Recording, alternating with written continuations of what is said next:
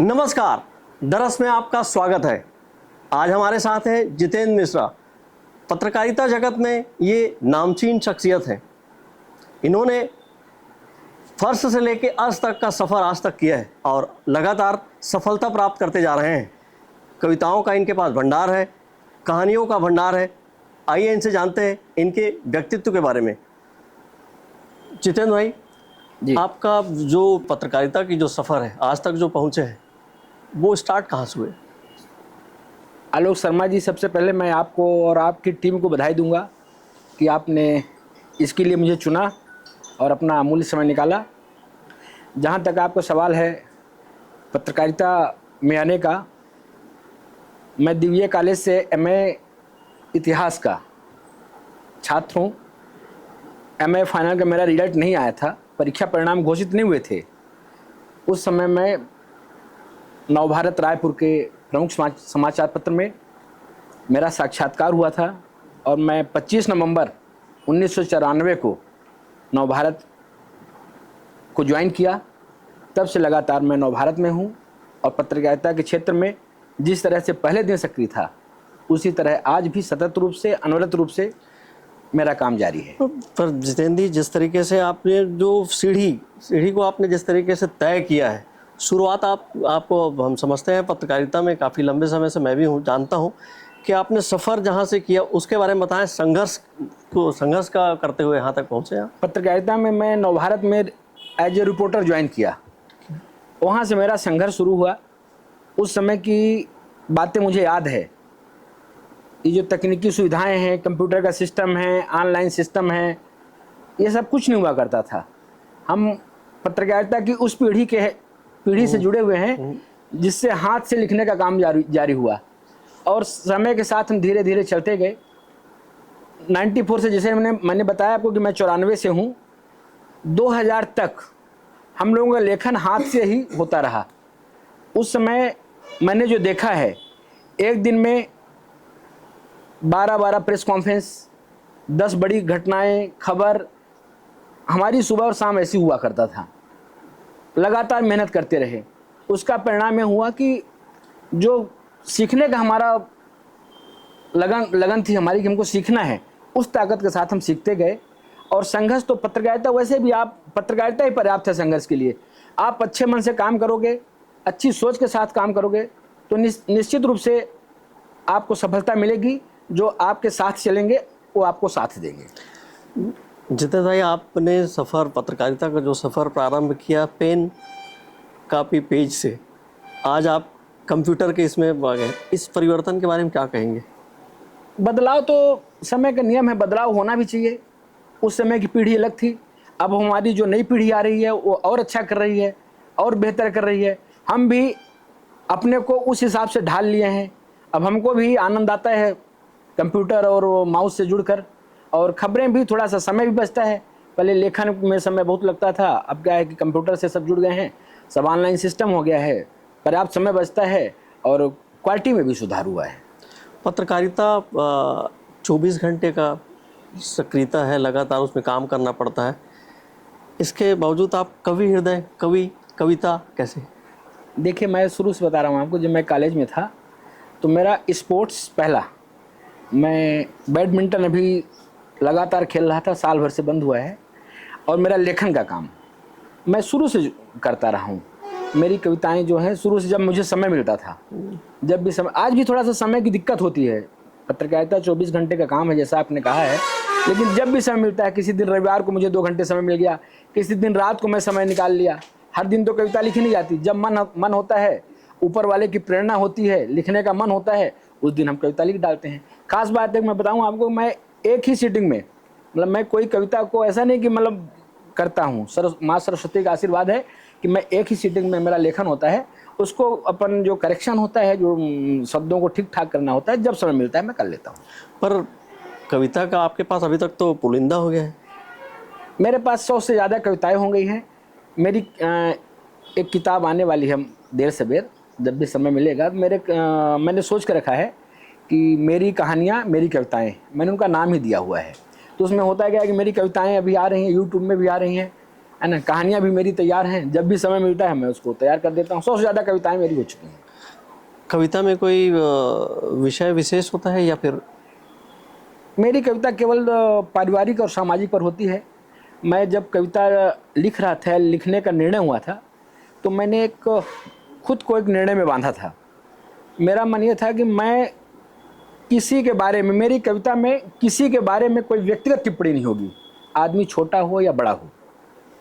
मेरी कविता से केवल जो सामाजिक दोष है, जो सामाजिक व्यवस्था को दुरुस्त करना है, जो राजनीतिक बातें हैं, उसको मैं लिखूंगा और अच्छे मन से लिखूंगा। लेकिन मैं किसी को व्यक्तिगत दोषारोपण, व्यक्तिगत टारगेट नहीं करूंगा। और मेरी कविताओं की सबसे बड़ी विशेषता है कि आप अपने परिवार के साथ, बच्चों के साथ, माता पिता के साथ बैठ के आप सुन सकते हैं। आज की जो कविताओं का दौर बीच में चला था, उनमें उन शब्दों को मेरी कविताओं में जगह नहीं है। जितेंद्र भाई, आपने कविता की शुरुआत की होगी, पहली कविता याद है? पहली कविता मुझे याद है, हमारे दर्शकों के लिए प्लीज। पहली कविता याद है, उसका शीर्षक याद है मुझे। मैंने लिखा था रास्ते का दिया।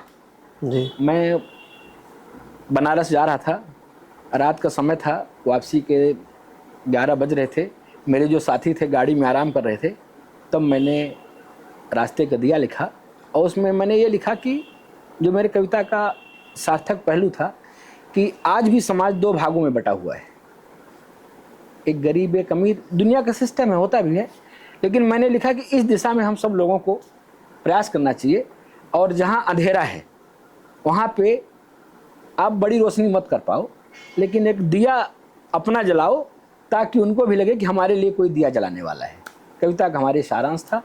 उसके बाद से मैंने लगातार लिखना चालू किया। फिर मैंने मित्र लिख दिया, मैंने पिता लिखा, मैंने युवाओं पे लिखा, क्या कहूँ किससे कहूँ, युवाओं की मैंने पीड़ा लिखी। मैंने महाभारत के प्रमुख पात्र, आप भी जानते होंगे, दानवीर कर्ण को मैंने लिखा कि भाई उनका जीवन, भाई भावनात्मक उनके जीवन को लिखा। मैंने अपने परिवार, युवाओं को तो मैंने बहुत लिखा कि भाई आप अकेले चलते हैं, आप अकेले जाते जाएंगे, है ना, दिक्कतें बहुत होती हैं सफ़र में। हम उसमें कविता का हमारा एक शीर्षक था, हम जब निकल चुके हैं सफ़र के रास्ते, फिर पीछे क्यों मुड़े किसी के वास्ते, पीछे से आवाज़ आएंगी, है ना। इस तरह की बहुत सारी बातें हैं जो मैं लेखन में अपने लिखते रहा। मैं भावनात्मक कविता के साथ साथ मैं उसको लिखता हूँ, जीवन चरित्र को लिखता हूँ। आप पढ़ेंगे तो आपके समझ में आएगा कि पति पत्नी का, माँ बेटे का, भाई बहन का, चाचा चाची का वास्तव में रिश्ता क्या होना चाहिए। आज इस अंधी दौड़ में ना हम सब भूले हुए हैं ना, कुछ छोटी छोटी बातें होती हैं, विवाद कारण बनती है। मैंने उसको लिखा है, भैया आप उस जीवन को जियो, मैंने उनको लिखा है। मैंने कभी कविता लिखी है, मौत लिखी है ना। कि कोई छोटी कविता जो हमारे दर्शकों को पेश कर सके? मेरी एक मैंने लिखा है, मैं आपको बता रहा हूँ। मैंने एक कविता लिखा, कविताएं तो मेरी बहुत सारी हैं, है ना। मैंने एक पिता पे लिखा था, माँ पे लिखा है। मैं माँ की कविता जो है ना, माँ की कविता पे आप बताता हूँ कि छोटी छोटी बातें हैं ना, कुछ बातें हैं कि माँ क्या होती है। माँ की ममता का कोई मोल नहीं होता। मैंने माँ के बारे में लिखा, जैसा मैंने सोचा, जैसी मेरी माँ है वैसी आपकी माँ है, हर किसी की माँ वैसी है। तब मैंने लिखा कि माँ की ममता का कोई मोल नहीं होता, मिले प्यार का कोई तोल नहीं होता, आँखों में केवल ममता होती है, आँखों में केवल ममता होती है, दुनिया में ऐसी इकलौती माँ होती है। मैंने तब अपने मित्रों के लिए इस कविता को लिखा। मैंने मित्र भी लिखा है। माँ के कुछ शब्द ऐसे हैं कि मैं आपको और सुनाना चाहूँगा, तो उसको आप सुनो, मतलब जो मैंने दिल से लिखा कविता को। जब माँ की कोख में बच्चा आता है तब माँ क्या सोचती है।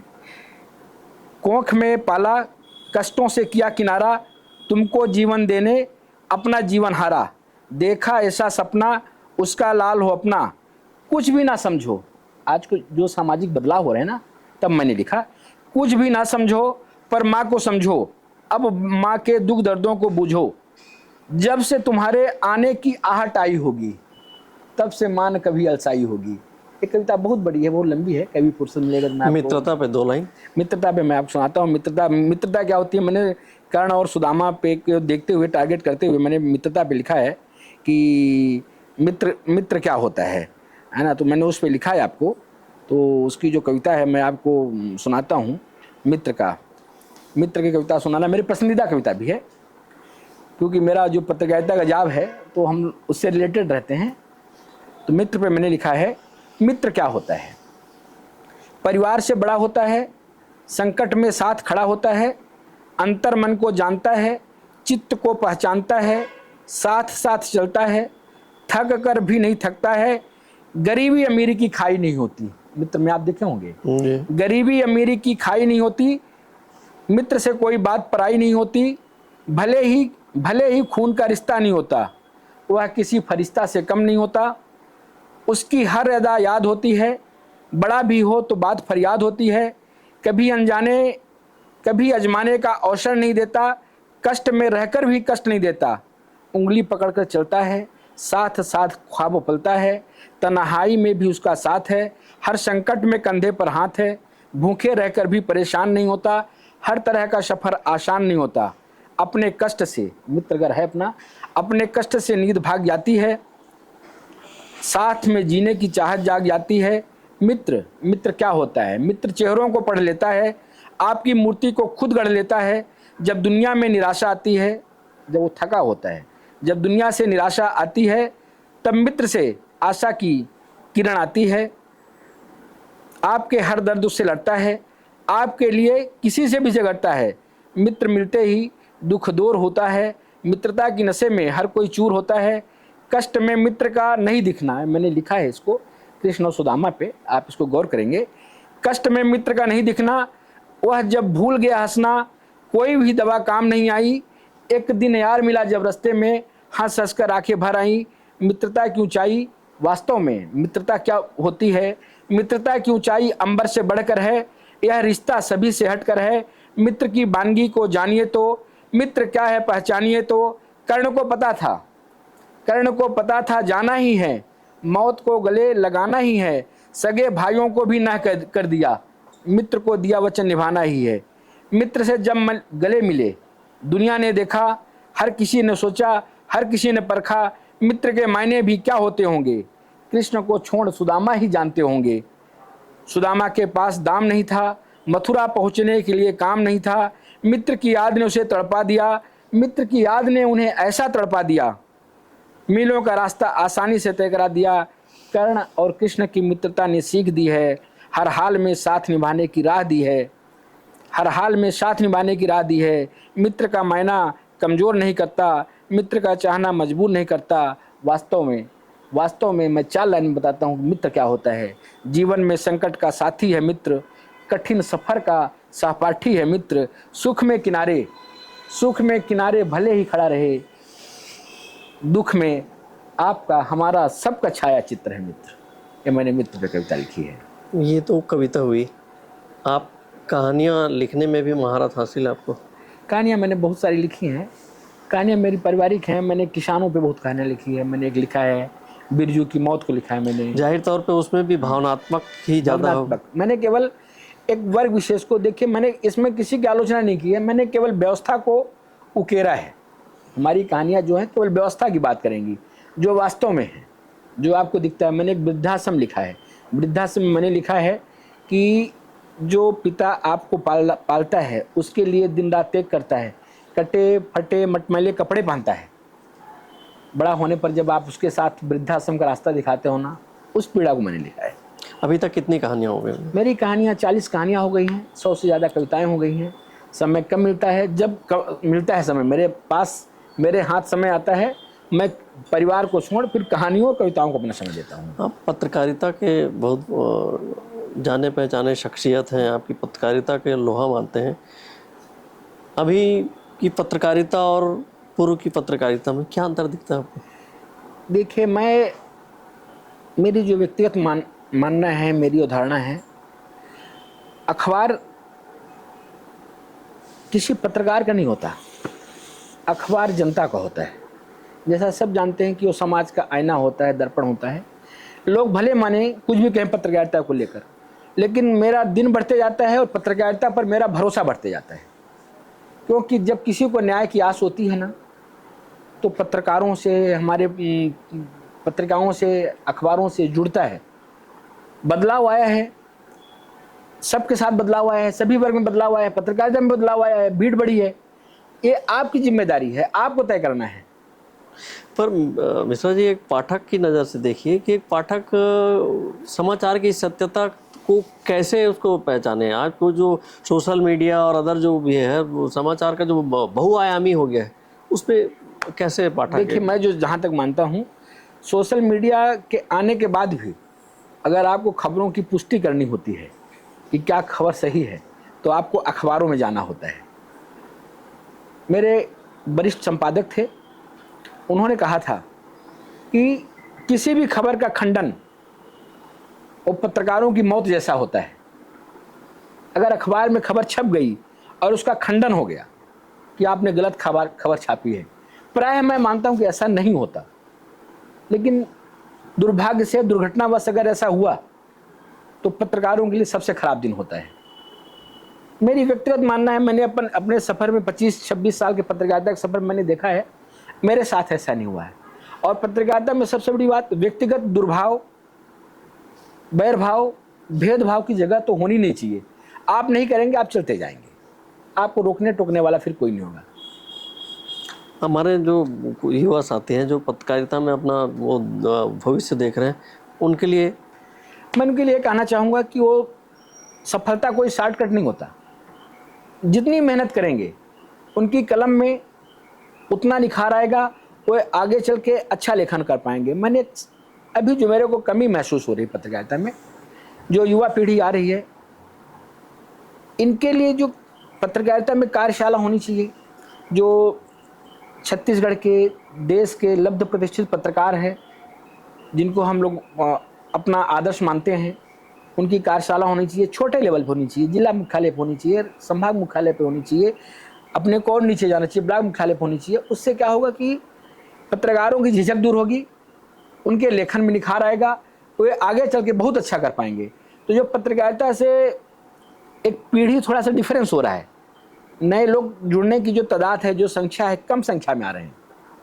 उनको लगेगा कि नहीं यार, हमारी समाज में कदर है, हमको लिखना आता है, उनको मेहनत करनी पड़ेगी। कितने वर्षों तक आपकी पत्रकारिता हो गई आज तक? जैसा मैंने बताया, मैं 25 नवंबर 94 को नवभारत में आया था। 94 से आप पत्रकारिता करते हैं और आज तक की पत्रकारिता में ऐसे कई पल आए होंगे जिसमें आपको खबर बनाते समय दुख हुआ होगा, खबर बनाने के बाद लगा होगा कि इसमें अच्छी कार्रवाई हुई, कुछ फ़ायदा हुआ, उसमें खुशी हो, दोनों बताइए। देखिए, मैं जो देखा, मैं तो बताया ना आपको कि मैं शुरू में 10-12 प्रेस कॉन्फ्रेंस अटेंड करता था, ठीक है। घटनाक्रम मेरा पत्रकारिता का जो महत्वपूर्ण सब्जेक्ट है, जैसे मैंने आपको बताया ना, कविता में मेरा जो मानवीय पक्ष है ना, पत्रकारिता में अगर मुझे कोई स्टोरी बोल दे, ह्यूमन स्टोरी जिसको बोलते हैं, मानवीय स्टोरी, मैं बड़े दिल के साथ करता हूँ उसको। तो मुझे बहुत सारी घटनाएँ ऐसी आई कि कहीं पे अपन जा रहे हैं, सड़क दुर्घटना हो गई है, छोटा बच्चा है, 2 घर के जो उसके गार्जियन हैं चले गए हैं, वो तब अखरता है, लिखते समय अपने को अखरता है कि ये यार काश ऐसा नहीं होता, लेकिन अपन उसको लिखते हैं। कई बार मैं लिखते ना, मतलब ऐसा थोड़ा सा रुकना पड़ता है यार कि ये थोड़ा सा ये घटना ठीक नहीं है। और खुशी, लेकिन खुशी जब होती है, जब अपन कोई अपने नेशनल, इंटरनेशनल, या हमको जब शाबाशी मिलती है कहीं से। मैंने लिखा था बीएनसी मिल का, मैंने 2 बार लिखा था। मैंने एक स्टोरी में बहुत अच्छी लिखी थी, स्टोरी मैं आपको बताऊँगा। बीएनसी मिल है राजनांदगांव में, बीएनसी मिल को लिखा था कि आपने मेरे दुख दर्द को समझा, मैं आपका तहे दिल से धन्यवाद करती हूँ। कपड़ा मिल है, बंद हो गई थी, मैंने बीएनसी मिल के लेकर जो अभियान चलाया उसमें हुआ। एक मैं लिखा था, मुहारा में बड़ी पुलिया आपको पानी में बह गई थी, और अंग्रेजों के ज़माने की छोटी पुल आज भी चल रही है। तो मैंने छोटी पुलिया को लिखा था, छोटी पुलिया बड़ी पुलिया से बात कर रही थी कि देखो मैं 100 साल पुरानी हूँ, आज भी हूँ, सैकड़ों वाहन, लोग मेरी देख रेख नहीं कर रहे हैं, मेरे दर्द को कोई देख नहीं रहा है, सैकड़ों वाहन मेरी छाती को रोकते हुए उस पार जा रहे हैं। बाढ़ में जब मेरे ऊपर पानी होता है 10 फीट, तब मुझे थोड़ा सा राहत मिलती है। तुम तो अभी अभी बनी हो, तुम इतनी महंगी हो, किसने तुम्हारे साथ ऐसा किया कि तुमको पूरा अपना अस्तित्व खोना पड़ा। उसमें मुझे अच्छा लगा था, बहुत सारे फ़ोन आए थे, तब मैंने लिखा था। नक्सली रिपोर्टिंग, उत्साह था, समय भी था। नक्सली रिपोर्टिंग, मोहला मानपुर जाओ करो, उसमें बहुत सारी बातें होती। एक बात यह है जो मैं दूसरे पत्रकारों को भी कहना चाहूँगा, जो वरिष्ठ हों, जूनियर हों, जो नए युवा प्रतिभावान पत्रकार आ रहे हैं, हर दिन, जैसे मुझे 25-26 साल होने जा रहे हैं, तो ऐसा नहीं कि मेरे पत्रकारिता में आलस आया है। मतलब हर दिन मैं लगता है कि आज मुझे नया करना है। हर दिन मैं कुछ न कुछ करता हूँ। जिस दिन कुछ नहीं कर पाता उस दिन मैं अरे यार आज हेडिंग मेरी ये जानी खबर की, मेरी लीड स्टोरी ये जाएगी, उसकी खबर मेरी जाना है आज। मतलब उदासीनता और आलस मेरे पत्रकारिता में आपको नहीं दिखने वाला है। आप पत्रकार हैं, पत्रकार के प्रमुख आधार स्तंभ हैं, पत्रकारिता के कविता भी लिखते हैं और कहानियाँ भी लिखते हैं, तो घर की जिम्मेदारी?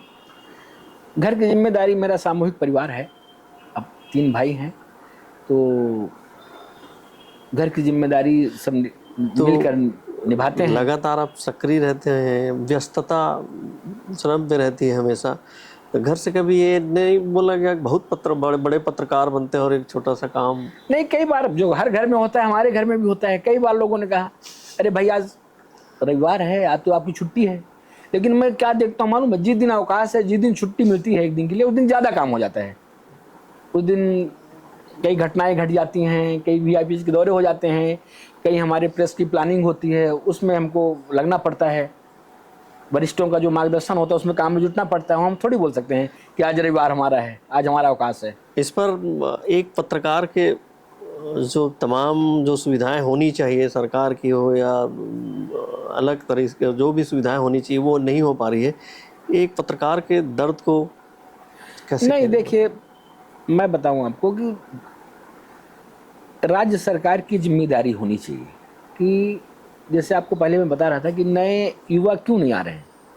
संघर्ष बहुत है इस पत्रकारिता के क्षेत्र में, तो अब लोग जो नए छात्र हैं वो इतना समर्थ नहीं हो पाते कि वो 4, 6, 10 साल का संघर्ष सहेजने में काम कर पाएँ।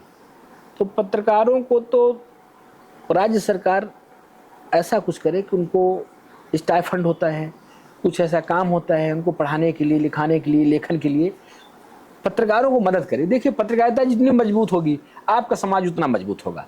उस दिशा में सरकार को काम करना चाहिए।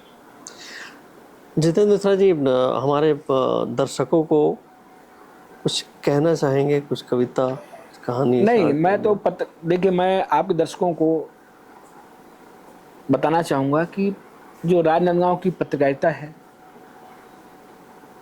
गरिमा में रही है।